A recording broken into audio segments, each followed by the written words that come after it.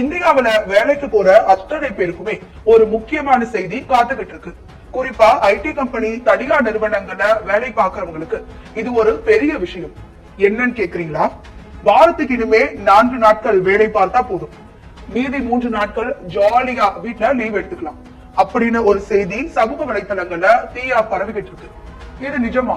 மத்திய அரசு இப்படி ஒரு சட்டத்தை கொண்டு வந்திருக்கா? அப்படி கொண்டு வந்தா நம்ம சம்பளம் குறையுமா?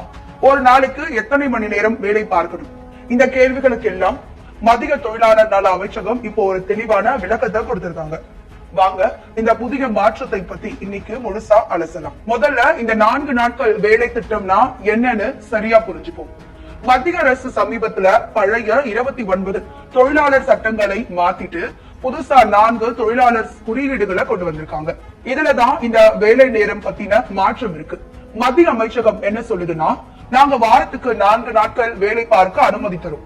ஆனா ஒரு கண்டிஷன், வாரத்துல மொத்தம் 48 மணி நேரம் வேலை பார்த்தாகணும்.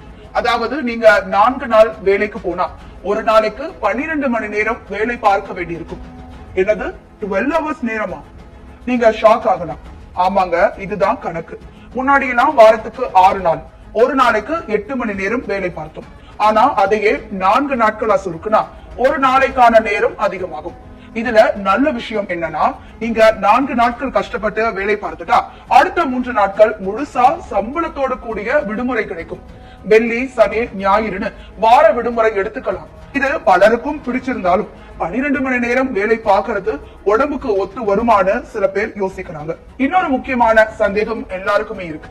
சார், 12 மணி நேரம் வேலை பார்த்தா எனக்கு ஓவர் டைம் காசு கிடைக்குமான்னு கேள்வி கேட்டிருக்காங்க.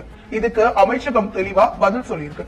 ஒரு நாளைக்கு 12 மணி நேரத்திற்கு மேல நீங்க ஒரு நிமிஷம் வேலை பார்த்தா கூட அதுக்கு உங்க சம்பளத்துல 2 மடங்கு ஓவர் டைம் காசா தரும்னு சட்டம் சொல்லுது.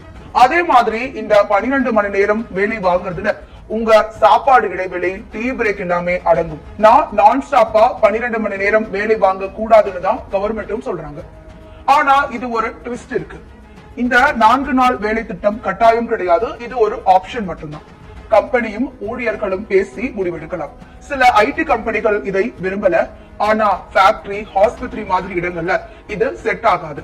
அங்க பழகப்படியே 5 அல்லது 6 நாள் வேலை முறை தான் தொடரும். சோ நாளைக்கே உங்க பாஸ் வந்து நாளையில இருந்து 4 நாட்கள் தான் வேலைன்னு சொன்னாருன்னா எதிர்பார்க்காதீங்க. அது அந்தந்த கம்பெனியோட பாலிசியை பொறுத்தது. இந்த புதிய தொழிலாளர் சட்டத்துல வேலை நேரத்தை தாண்டி இன்னும் சில சூப்பரான விஷயங்களும் இருக்கு. குறிப்பா பிக்ஸ்ட் டேர்ம் எம்ப்ளாயீஸ், அதாவது ஒப்பந்த ஊழியர்களுக்கு இது ஒரு ஜாக்பாட். முன்னாடி எல்லாம் கான்ட்ராக்ட்ல வேலை பார்க்கறவங்களுக்கு நிரந்தர ஊழியர்களுக்கும் கிடைக்கிற சலுகை கிடைக்காது. ஆனா இனிமே நிரந்தர ஊழியர்களுக்கு என்ன சம்பளம், என்ன லீவு கிடைக்குதோ அதே அளவு கான்ட்ராக்ட் ஊழியர்களுக்கும் கொடுக்கணும்னு சட்டம் சொல்லுது. இது ஒரு மிகப்பெரிய சமூக நீதி. இன்னும் ஒரு படி மேல போய் கிராஜுவிட்டி விதிகள்ல ஒரு அதிரடி மாற்றம் கொண்டு வந்திருக்காங்க. முன்னாடி